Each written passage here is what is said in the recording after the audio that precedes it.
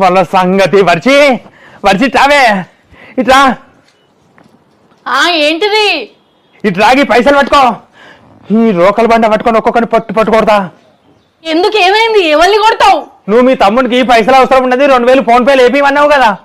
ఏపీమన్నా ఇంకేపియలేదా? ఏడేపించుడే, పైసలు ఇచ్చిన వాళ్ళే చేతుల్నే పట్టుకుంటాళ్ళు. పోయినవి బామ్మడిది వేనే పో అంటాళ్ళు. ఏంటిది? అర్థం అయితలేదు. అర్థం కాకపోవడానికి ఏమున్నదే, మీ తమ్ముడికి పైసలు వేద్దామని చెప్పి ఇక రాకేష్ గారి దగ్గర పోయినా, ఇక మా బామ్మడికి పైసలు వేయరా అని చెప్పి నువ్వు చెప్పిన నెంబర్ చెప్తే వాడు ఇక పైసలు తీసుకొని వేసపా అంటాడు. వేసపా అరే మీ చేతుల్లో పైసలు ఉన్నాయి, వాడు ఎట్లా వేసినట్టే నాకు అర్థం కాదు.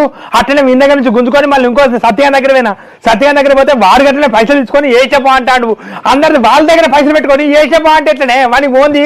నాకు మస్తు బాధపితా వినని పొట్టు ఆగియాలా వాళ్ళ సంగతి. అయ్యో ఆగాగు, ఈ పైసలు ఉంచుకొని వాళ్ళ అకౌంట్ లో ఉన్న పైసలు పంపిస్తారు. ఏంటిది? వాళ్ళ అకౌంట్ ఉన్న పైసలా?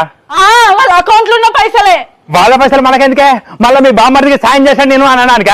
నాకెందుకు? నా పైసలు పంపాలి కానీ వాని పైసలు ఎందుకు? ఆగమని సంగతి. మోషని పాల్పడే ఈ మనిషికి ఎట్లా ఎప్పుడు ఉత్తీర్ణ మా తమ్ముడికి పైసలు ఏమని పైసలు ఇచ్చి ఆగాగు.